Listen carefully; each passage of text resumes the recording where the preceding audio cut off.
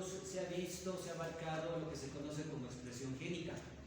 La expresión génica hace referencia al mecanismo, los procesos mediante los cuales se puede expresar la información contenida en un determinado DNA, ¿no es cierto?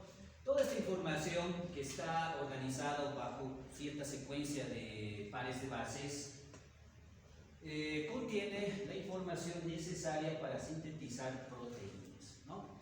Entonces, ahí ustedes dense cuenta cuán importantes son las proteínas, cuál es su importancia dentro de sistemas biológicos, dentro de células, de tal manera que la célula ha evolucionado para contener esta información, para poder en algún momento sintetizarla, ¿no? Las proteínas tienen funciones variadas y dentro de estas vamos a mencionar que algunas actúan como enzimas, ¿no? Son enzimas y las enzimas, como en su momento lo decíamos, son biocatalizadores, van a llevar adelante distintos tipos de reacciones. Reacciones que bajo ciertas condiciones simplemente no se llevarían adelante. En un sistema biológico sí lo hacen, justamente por la presencia de este tipo de biomoléculas.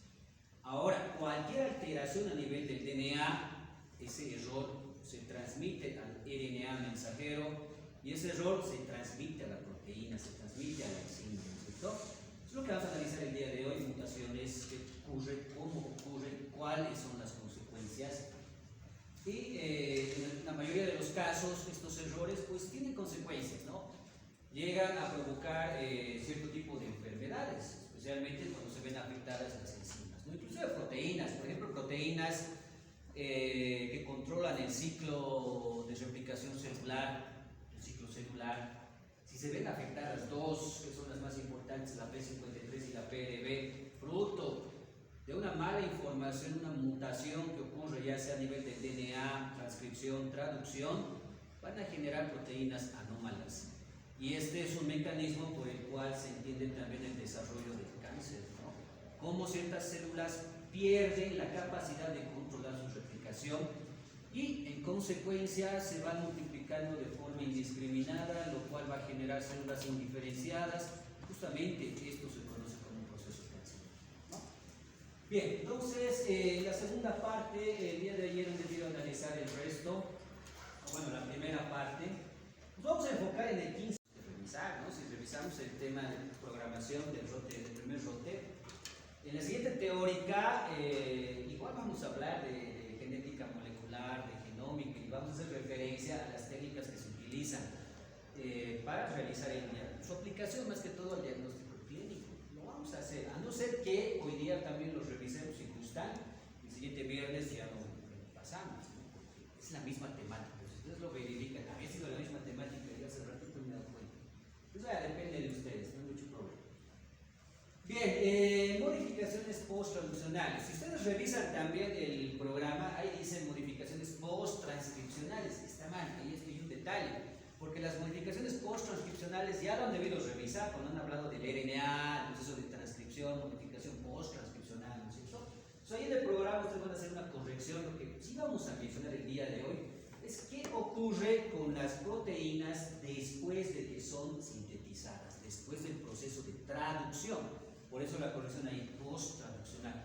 Inclusive se habla de un mecanismo co-traduccional. Eso significa que mientras la proteína está unida al ribosoma, puede sufrir algún tipo de mecanismo. Pero nos vamos a enfocar principalmente en esto, ¿ya? ¿Qué ocurre con una proteína después de que es sintetizada? Todo este proceso, ¿dónde ocurre? ¿En qué parte de la célula se lleva adelante la traducción? A ver, ayer han visto, ¿dónde se lleva adelante la traducción?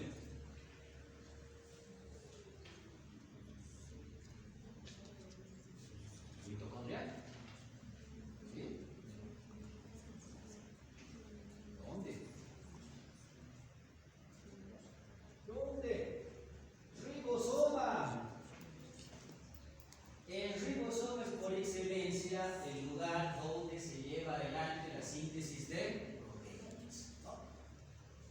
Ojo que el ribosoma no es una organela, no la vamos a confundir, es más bien un complejo supramolecular, pero que puede unirse sí a una organela, ¿no? El retículo endoplásmico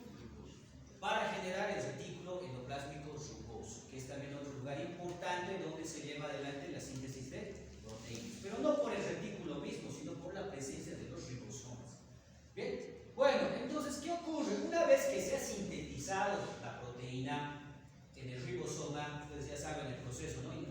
Iniciación, elongación, terminación, llega el ribosoma, se ensamblan las dos unidades de los ribosomas, llega el RNA mensajero y empieza la inclusión de los aminoácidos a partir del RNA de transferencia. Al final de todo este proceso ocurre que se ha sintetizado una proteína lineal, ¿no es cierto? Lineal, sin forma, es una línea, nada más una molécula que surge a partir de la unión de aminoácidos mediante enlaces peptídicos, nada más. Y al tener esta estructura primaria, las proteínas no son funcionales, ¿no es cierto? No son funcionales. Entonces tienen que adoptar cierta forma, ¿no? Ahí ya entran en acción primero fuerzas intra e intermoleculares. ¿Se acuerdan de la estructura primaria, la estructura secundaria, la terciaria? Tiene que haber un plegamiento y demás, ¿no es cierto? Una vez que inclusive se ha llevado adelante este plegamiento, recién entran en acción estos mecanismos que vamos a ir revisando, 4 mecanismos. Primero es modificación por recorte, para darle a la proteína, al péptido que se ha generado, una forma final. Y al adoptar esta forma final, recién va a ser biológicamente hablando, y recién va a ser funcional. ¿Okay? Ahí tenemos uno de los mecanismos, modificación por recorte, dice, ¿no? Y el ejemplo que tenemos ahí en pantalla es la producción de la insulina. La insulina es un péptido. ¿Dónde se produce?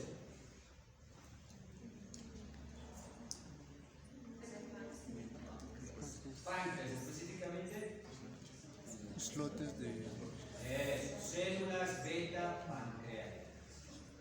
Bien, entonces en las células beta pancreáticas, a través del proceso de traducción, se sintetiza, en realidad no directamente la insulina, sino se sintetiza este complejo peptídico denominada preproinsulina. Ustedes lo pueden observar, es un péptido que tiene una cadena mucho más larga y compleja en relación a la insulina. La insulina, además, en su estructura presenta 2 cadenas, ¿no? Entonces, esta preproinsulina que se ha generado fruto del proceso de traducción, es decir, se ha generado en el ribosoma, se ha liberado al citoplasma, tiene que sufrir ciertos recortes, por eso esa denominación, modificación por recorte, donde endopeptidasas van a realizar, ¿no?, cortes a niveles específicos con la finalidad de eliminar el resto de aminoácidos y poder generar una estructura funcional. En este caso, la preproinsulina contiene, ¿no?, el péptido señal, contiene cadenas para la insulina, así como también una cadena para el péptido C. Una vez que ha ocurrido el primer clivaje, se ha eliminado ¿qué? Péptido señal. Pero esta cadena todavía sigue siendo compleja, no es funcional. Es simplemente una cadena, digámoslo así, cadena madre, que por acción de otras endopeptidasas recién va a generar la insulina, además del péptido C. Bien, por eso en el diagnóstico, cuando se quiere determinar la concentración de insulina, en algunos casos es más sensible y específico determinar el péptido C, porque este péptido C se produce en la misma concentración de la insulina. Por eso no es raro que en algún momento, ¿no?, cuando se realice cuando les llegue una hoja de resultados, en lugar de ver el resultado de insulina, ustedes vean el resultado de péptido C. ¿Bien? Y eso obviamente se va a interpretar y se va a relacionar directamente a la concentración también de insulina.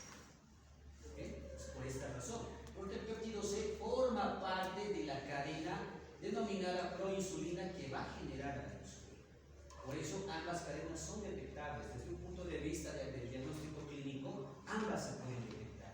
Inclusive, la determinación del péptido C es mucho más sensible que de la insulina. ¿Bien? Entonces, modificación por recorte. Modificación covalente. Muchas proteínas, muchas enzimas requieren que en su estructura puedan unirse ciertos grupos funcionales. Y esta unión unión va a ser de manera covalente, es decir, a través de la formación de enlaces covalentes. Por eso recibe ese denominativo modificación covalente.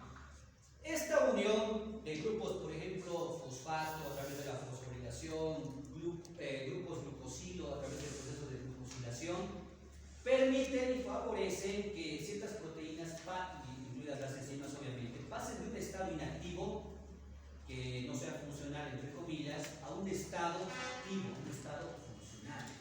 Muchas de las proteínas del ciclo celular se controlan, se regulan de esa manera. Dependen íntegramente de un proceso de fosforilación y desfosforilación. Cuando se fosforilan, se vuelven activas. Entonces inician el ciclo celular. Cuando se desfosforilan, pasan a un estado inactivo y en consecuencia el ciclo celular se detiene. Es un proceso entonces de regulación que lo tienen todas las células. Las enzimas lo propio. Pueden metilarse, pueden acetilarse, pueden fosfatarse, de tal manera que pasen de un estado inactivo a un estado activo o viceversa. De esta manera, siempre tener un control, una regulación de todas las reacciones y procesos que ocurren en la célula. Y en su momento lo hemos dicho, nada se deja a la suerte, al azar en la célula. Todo está controlado, regulado. Falla algo y eso se traduce directamente en una enfermedad, ¿no? Bueno, entonces, analizando el primer proceso covalente, que es la fosforilación.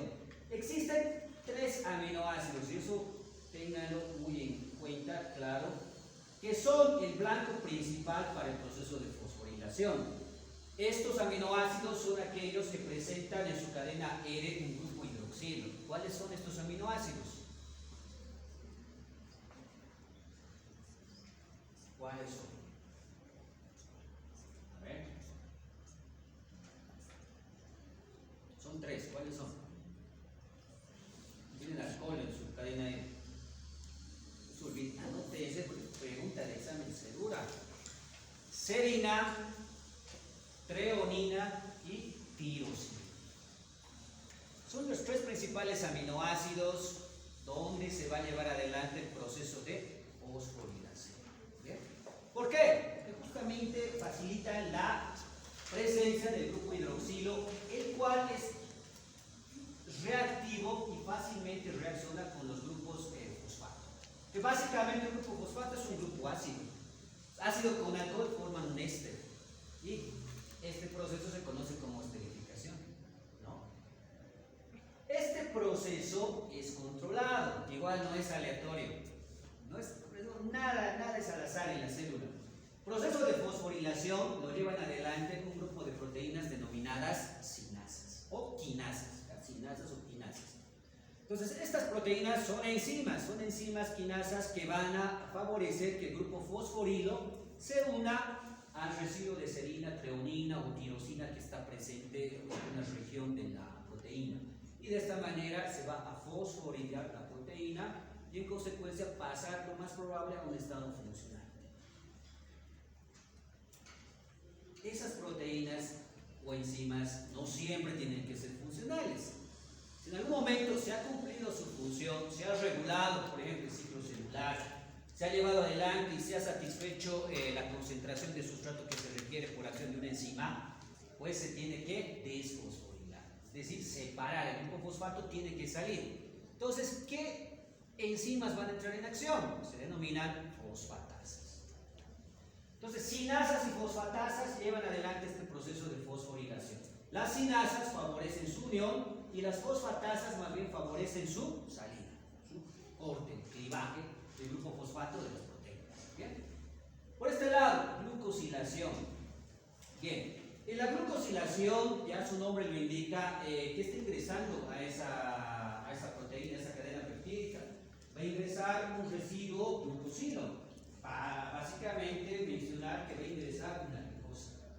La glucosa, al igual que el grupo fosfato, tiene la capacidad entonces de regular, controlar, favorecer ese pasaje de estados activos a inactivos o viceversa.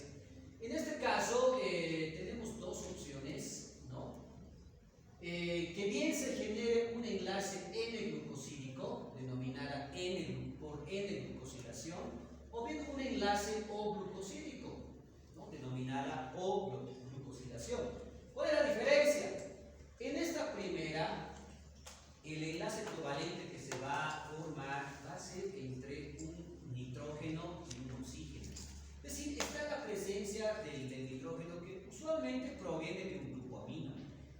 grupo amino, como se menciona, corresponde al nitrógeno amida de la asparagina. Entonces, ¿qué aminoácido acá va a jugar un papel importante en el proceso de N-glucosilación? La asparagina. ¿Okay? Por otro lado, si hablamos de una O-glucosilación, ese enlace se va a ver favorecido por la presencia ya no de nitrógeno, sino más bien de oxígeno. Por eso O-glucosilación. Entonces, este tipo de reacción se va a dar principalmente por los aminoácidos que hemos mencionado hace un momento, aquellos que presentan el grupo hidroxilo, ¿no? Vale decir serina, treonina, tirosina, y en este caso también la hidroxilisina. ¿Okay? Entonces, de esta manera se favorece que un grupo amino, ¿no? O bien una N-acetilgalactosamina, N-acetilglucosamina, que son derivados de monosacáridos, puedan unirse a estos aminoácidos y de la misma manera favorecer que estas proteínas pasen a un estado funcional. Tenemos la hidroxilación, la carboxilación, la biotinilización y la farnesilación, que son otros procesos y también van a ser importantes para favorecer o brindar una mayor funcionalidad a las proteínas. La primera, por ejemplo, la hidroxilación de esta diapositiva. En la hidroxilación, ¿qué se va a favorecer? La inclusión de un grupo hidroxilo, un grupo alcohol. ¿Okay? Este proceso y el ejemplo que tienen ahí, importante para la producción principalmente de una proteína denominada colágeno. El colágeno, bueno, me imagino que todos han escuchado hablar del colágeno, lo han debido revisar también en alguna teórica. Es una proteína que le brinda estabilidad, le brinda rigidez, pero también al mismo tiempo flexibilidad a ciertos tejidos, ¿no es cierto? ¿Dónde se encontrará en mayor abundancia?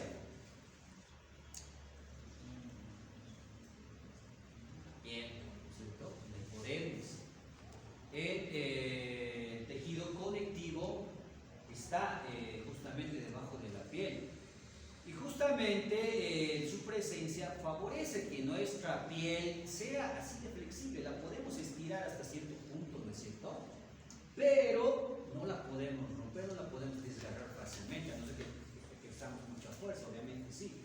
Pero esa flexibilidad y al mismo tiempo resistencia está favorecida por el colágeno. Entonces el colágeno, para ser funcional, requiere obligatoriamente un proceso de hidroxilación. Entonces ahí juegan un papel importante las enzimas denominadas hidroxilasas, que van a actuar a dos niveles, ¿no? Van a hidroxilar la lisina y la prolina, de tal manera que van a generar la hidroxiprolina y la hidroxilisina, que son aminoácidos característicos de la proteína colágeno. Es decir, solamente están presentes en el colágeno. Ninguna otra proteína tiene esos dos aminoácidos, que se producen por modificación post-traduccional. Ahora, ahí juega un papel importante para la activación de las hidroxilasas. Para la activación de las hidroxilasas juega un papel importante la vitamina C. La vitamina C es es una coenzima que tiene naturaleza orgánica, ¿no? Que es capaz de unirse directamente a estas hidroxilasas y favorecer su activación. Cuando están activas, recién llevan adelante el proceso de inclusión de un grupo hidroxilo a la lisina o a la prolina. Entonces, cuando hay deficiencia de vitamina C, ¿qué creen que va a pasar con estas hidroxilasas? ¿Se activarán o no se activarán? ¿Se activan o no se activan? No se activan, pues, no se activan. Y en consecuencia, ¿se producirá un colágeno funcional? No. Y si no hay colágeno funcional, ¿qué pasará con esa persona? ¿Qué enfermedad se produce? ¿Cáncer? No.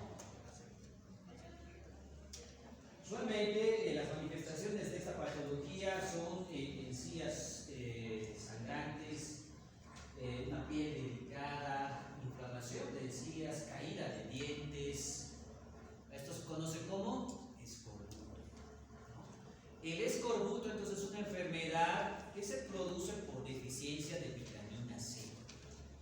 La vitamina C es una coenzima activadora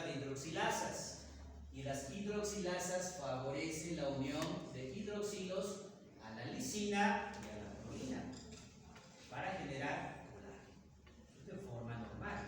Pero si se rompe ese mecanismo, ese proceso, ya hablamos de él. ¿Okay? Por acá abajo tenemos la carboxilación. Entonces acá es importante, y eso subraya el nodo, dependiente de vitamina C. Aquí juega un papel importante la vitamina C.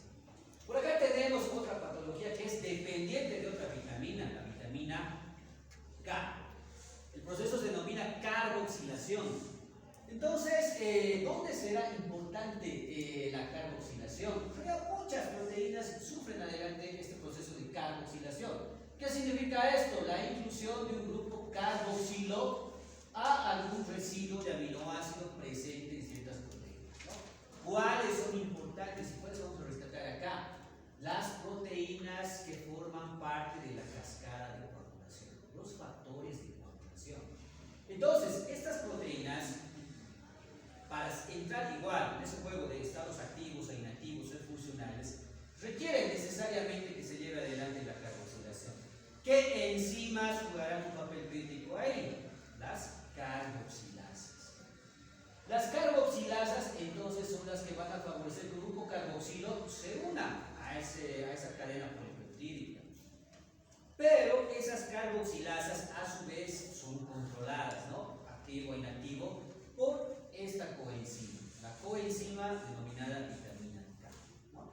Si está presente, si suplementamos condiciones o concentraciones adecuadas de vitamina K, las carboxilasas están activas y estas favorecen la carboxilación de los factores de coagulación. Es así, cuando sufrimos un corte, pues el proceso de coagulación se va a desarrollar. Al final, generar el tapón de fibrina, donde también se adosan los trombocitos, ¿no? Y evitamos una hemorragia.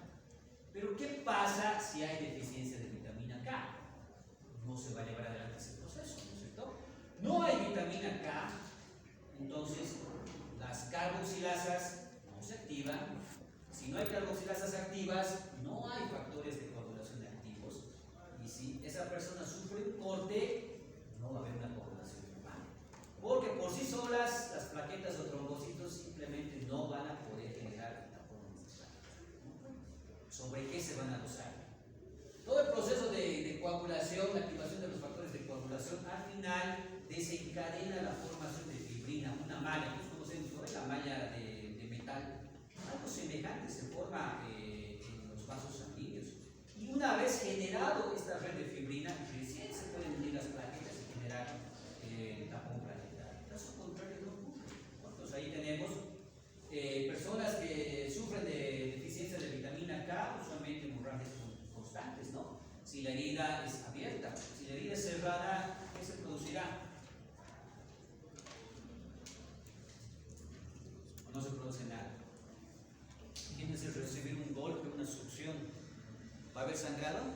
Sí, va a haber sangrado, pero obviamente no hay salida. En este caso nos encontramos con hematomas, ¿no? Hematomas.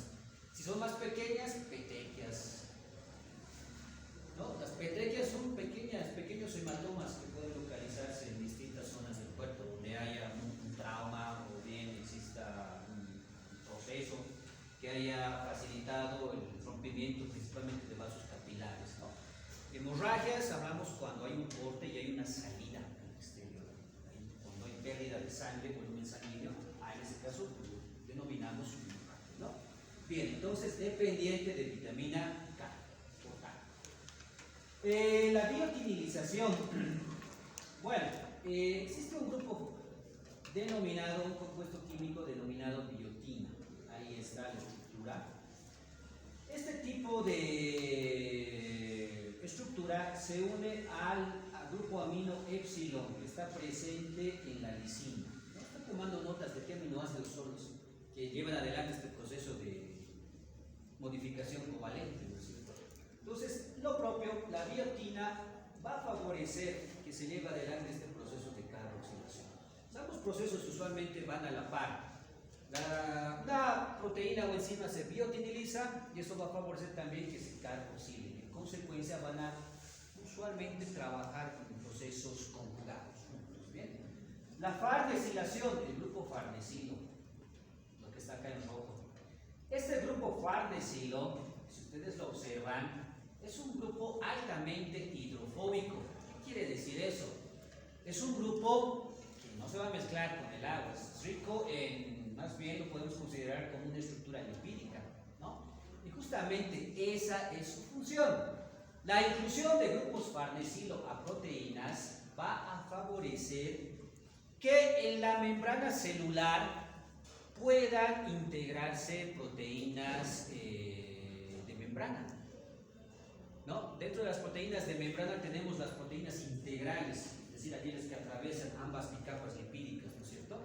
Pero también hay proteínas que solamente o se adosan a la cara externa o a la cara interna.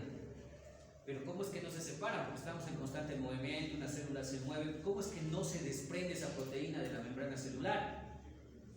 Justamente por estos lípidos ancla. Estos lípidos ancla son residuos que, como su nombre lo indica, se anclan, se sumergen en la bicapa lipídica y favorecen que la proteína esté estable en la superficie interna o externa de la membrana, ¿no? Entonces, para proteínas periféricas, van a jugar muy importante los grupos farnesilo y el proceso se conoce como farnesilación. Bien. Siguiente, el plegamiento. Bueno, de esto hemos hablado, no sé si se acuerdan, justamente una teórica era conmigo. Hemos hablado de las chaperonas, las chaperoninas, ¿no es cierto? Entonces, cuando hablamos de plegamiento, tenemos que entender que las proteínas tienen que necesariamente adquirir una forma. Llegan a la estructura terciaria y a la estructura cuaternaria recién son funcionales. Si no llegan a adaptar o adoptar esas formas, la proteína del péptido simplemente no es funcional, no tiene función biológica. Entonces, cuando adoptan ya esa forma definida debido a un proceso de plegamiento o superenrollamiento, entonces esa proteína recién va a ser funcional. Este proceso puede ser espontáneo o puede verse facilitado. Espontáneo por la secuencia de aminoácidos, la cadena misma, ¿no? La participación de enlaces no covalentes, puentes de hidrógeno, ¿no? Interacciones iónicas, puentes disulfuro, interacciones hidrofóbicas, las fuerzas de Van der Waals van a facilitar que se lleve adelante un proceso espontáneo. Pero la mayoría de las proteínas más bien requieren la facilitación por intervención de otro grupo de proteínas que son resistentes a cambios de temperatura, ¿no? Entonces se conocen como chaperonas y chaperoninas. Bien. Bueno, a ver, la estructura que ven ahí ya está plegada. ¿Qué estructura estará adoptando? ¿Primaria, secundaria, terciaria o cuaternaria?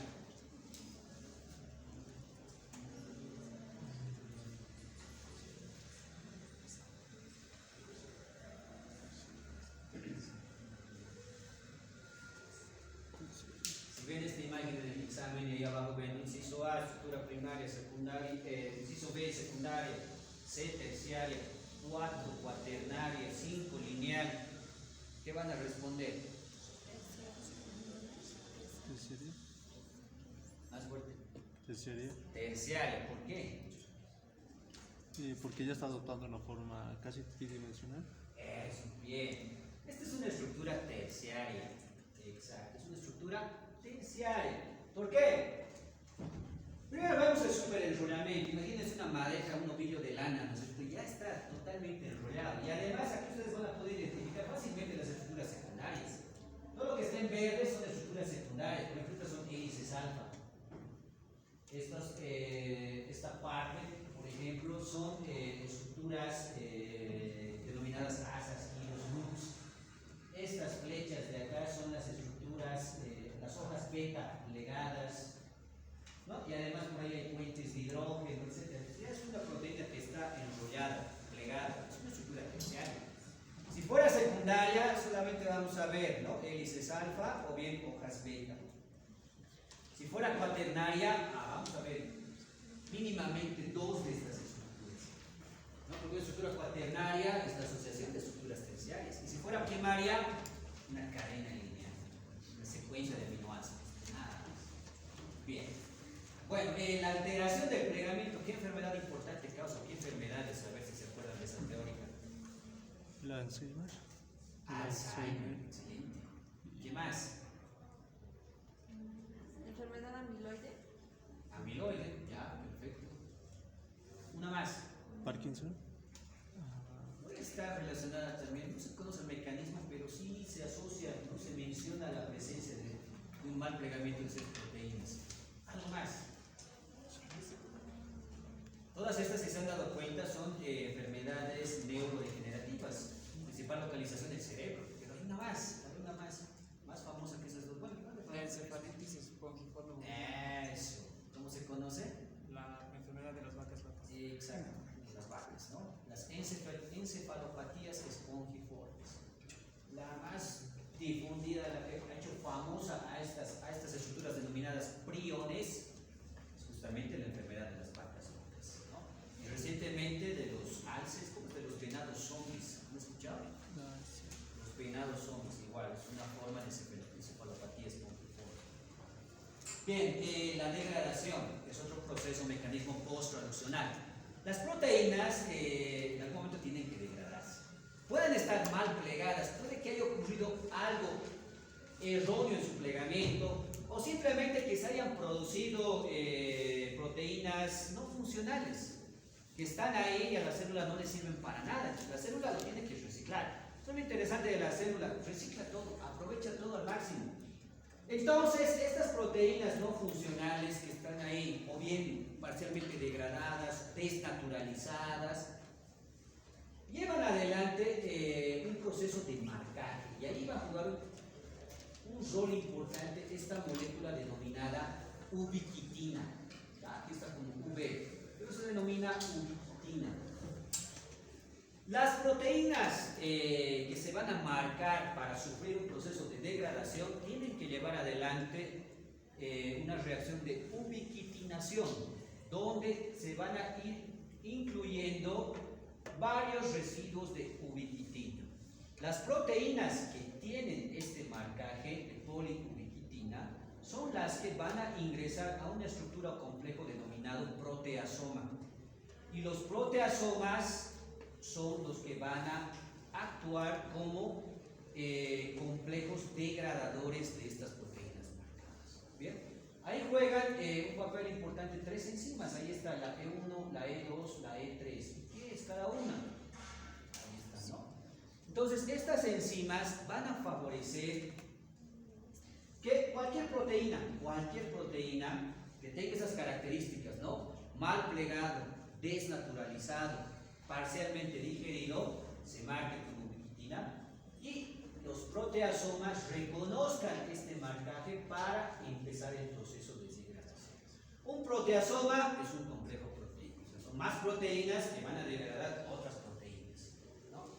Tienen función enzimática, básicamente son proteasas, al interior tienen proteasas que son los que van a romper justamente los enlaces peptídicos para ir liberando, ¿no?, fragmentos pequeños de péptidos y aminoácidos los cuales van a poder ser reciclados, reusados dentro de la célula. Bien, entonces degradación. Bueno, hasta ahí entonces los procesos post-traduccionales, cambios, modificaciones que sufren las proteínas después de su traslapar también en el RNA, así como también en la proteína. El error encontrado en el DNA pasa al RNA y este pasa a la proteína. Pues la mutación se puede dar a esos tres niveles, DNA, RNA o proteína. Cualquiera sea el nivel, el efecto va a ser el mismo, una proteína no funcional. Bien, entonces cuando hablamos de mutaciones puntuales, que es lo que primero vamos a analizar justamente en este cuadro de acá a la izquierda, hablamos de tres tipos de mutaciones: la sin sentido, silenciosa y de sentido alterado. Los tres son ejemplos o procesos de mutaciones puntuales. ¿Eso qué quiere decir? Donde una sola base está sufriendo una modificación. Y vamos a explicar. Por ejemplo, acá tenemos un codón. Ustedes ya saben que es un codón. Es simplemente una secuencia de tres bases, ¿no es cierto? Acá, por ejemplo, tenemos el codón UCA. Esto es uracilo, citosina, adenina. Según el código genético, este codón sintetiza a la serina. Bien, eso es lo normal. Si por ahí, en el marco de lectura del RNA mensajero, está el UCA, eso involucra la inclusión del RNA de transferencia que contiene la serina. Y de esa manera, ¿no?, se va organizando, secuenciando una cadena proteica. Bien, ¿qué pasa en la mutación sin sentido? En la mutación sin sentido, una de las bases puede ser modificada por otra. En este caso, el uracilo se mantiene, la adenina se mantiene. La mutación ha ocurrido a este nivel, donde en lugar de citosina está ingresando una adenina. Entonces, UAA, ese es el nuevo codón que se ha generado fruto de esa mutación. ¿Cuál? Pero se lo denomina sin sentido porque este codón que se ha generado cambia directamente la interpretación que le va a dar el RNA de transferencia de cromosoma. Ya no va a ser serina. UAA, el codón UAA, ¿para qué es? ¿Para qué aminoácido? Para ninguno. El UAA, así como el UGA, son codones denominados codones de eliminación. Es decir, cuando en el ribosoma se llega a este codón UAA, el ribosoma entiende que ahí termina la síntesis de la cadena peptídica. En consecuencia, la traducción se termina ahí. Supongamos que este codón estaba localizado en media cadena peptídica, el resto de la cadena peptídica ya no se va a sintetizar, ¿no? Terminaría ahí. La traducción terminaría ahí. Por eso, mutación sin sentido. Por este lado, mutación silenciosa. Eso es lo que se presentaría en el mejor de los casos, ¿no? Uracilo se mantiene, citosina se mantiene. En este caso, la adenina ha sido cambiada por un uracilo. El nuevo codón, UCU. El código genético dicen que es degenerado. ¿Qué involucra? ¿Qué hace referencia? Que un solo aminoácido puede contener múltiples codones. Y este es el ejemplo. UCA es para serina. UCU también es para serina. Entonces, si bien ha ocurrido esta modificación, esta mutación, lo bueno, digamos, la suerte y el azar a veces hace que en la cadena donde va a estar esta mutación, más bien no va a haber un efecto. ¿Por qué? Porque esta modificación igual va a provocar que la serina se incluya en esa cadena. Por eso se denomina mutación silenciosa. Si bien ha habido un cambio, la proteína que se genera al final va a seguir siendo funcional. ¿Por qué? Porque en ese punto, en esa localización, sigue presente la serina, pese a que en el RNA mensajero haya cambiado. Al final el producto sigue siendo la serina, en consecuencia la proteína no se va a lograr. Acá sí ya tenemos, al igual que el anterior, tenemos un problema serio, ¿no? Se denomina mutación de sentido alterado, lo propio. Citosina se mantiene, adenina se mantiene, el uracilo ha sido modificado por una citosina. El codón CCA es para proteína. Ahí ya se cambia, lastimosamente se cambia la secuencia de aminoácidos. Y al cambiarse la secuencia de aminoácidos, la estructura cambia. Las propiedades de la proteína, del péptido, cambian. Esta proteína, lo más probable es que no sea funcional. ¿Para qué era importante la serina? ¿Se acuerdan? Hace un rato lo decíamos.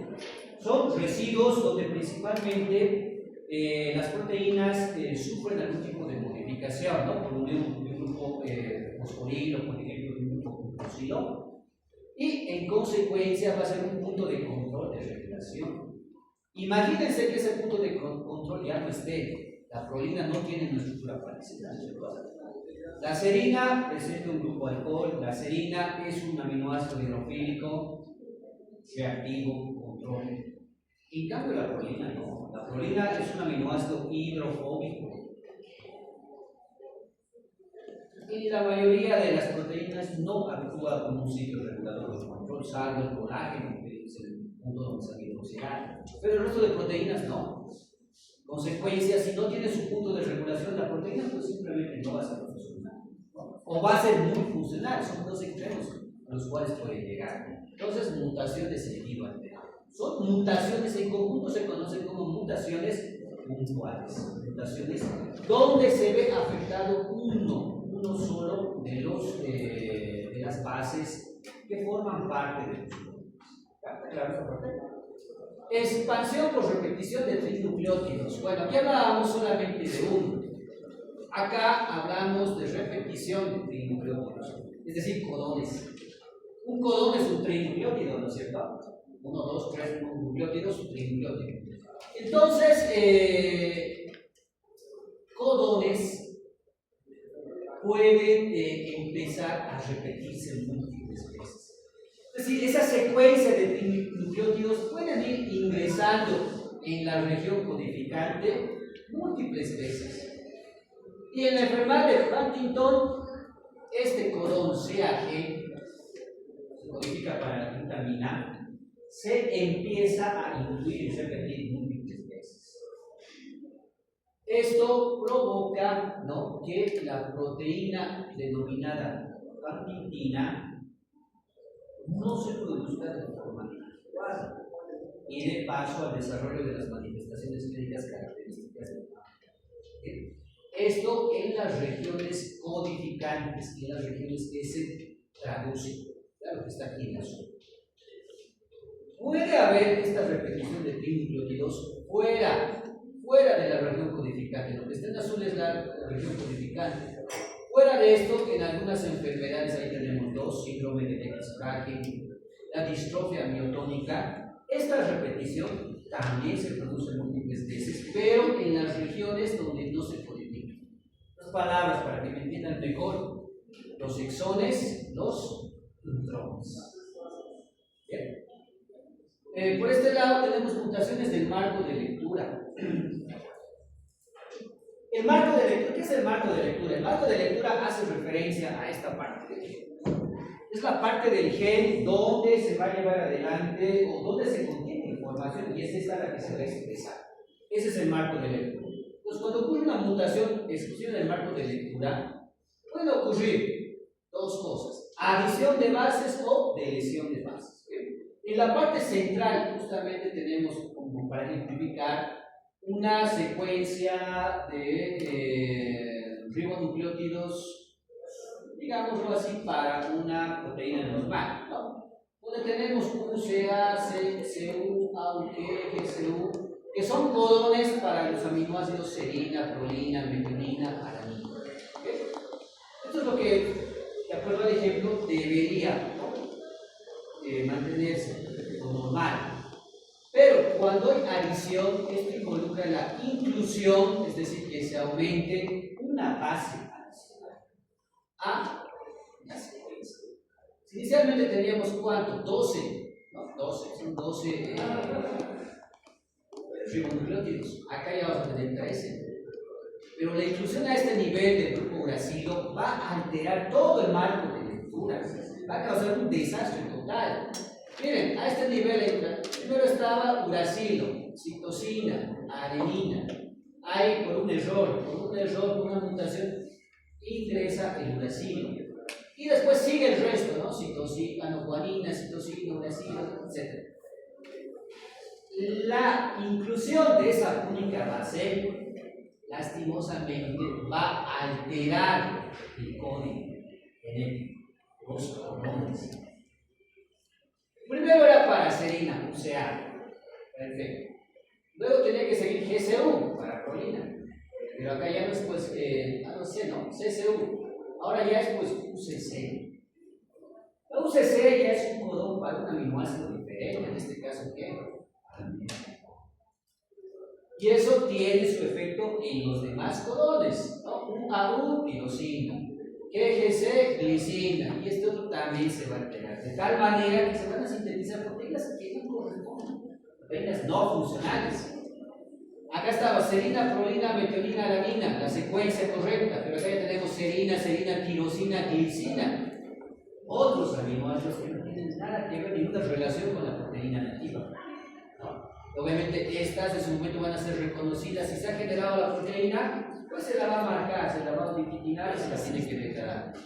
Por otro lado, las deleciones que involucran rompimiento, que diga eliminación, se va a eliminar una base, ¿no? Entonces acá la que se está eliminando es justamente la citosina. Tenemos UCA, ahí debería seguir dos citosinas.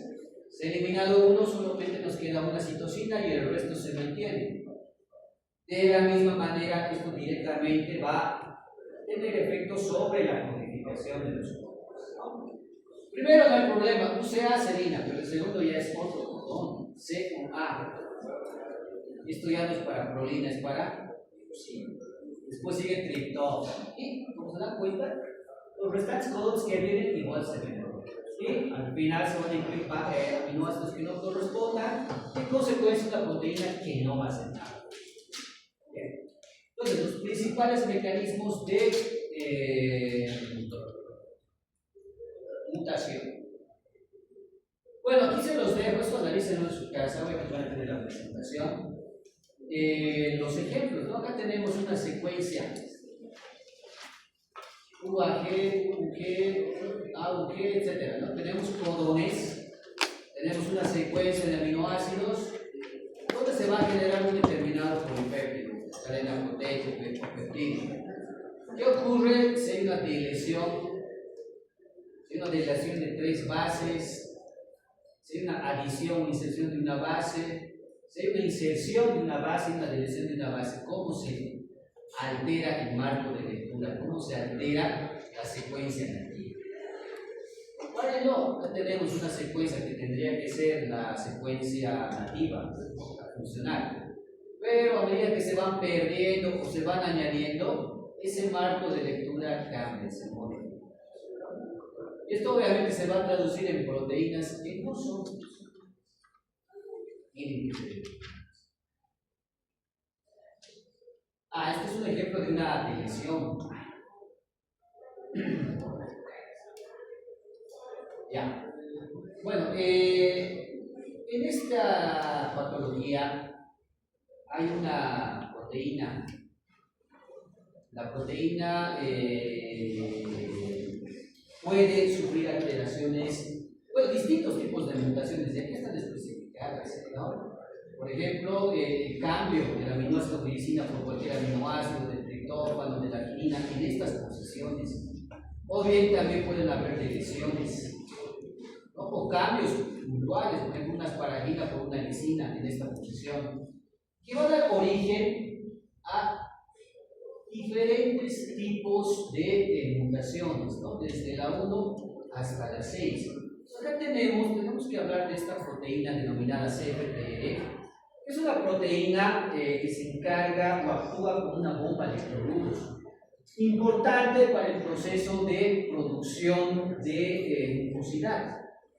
Entonces, el aparato digestivo, el aparato respiratorio están revestidos por una mucosa, ¿no es cierto? Esa mucosa es una barrera protectora. Ese moco que se produce en estos aparatos es rico en cloruro. El cloruro es el que va a favorecer que llegue también cierta cantidad de agua y tenga esa consistencia mucosa. No es ni líquido ni sólido, ¿no es cierto? Una consistencia mucosa, geloide.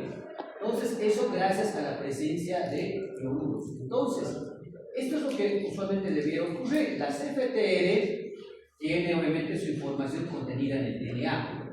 El DNA va a producir el RNA, va a producir la proteína en cuestión, y esto a nivel del retículo endoplásmico rugoso favorecer la producción de la CFTR y posteriormente ser transportada hasta la membrana celular, donde va a actuar como una bomba de cloruros y de esta manera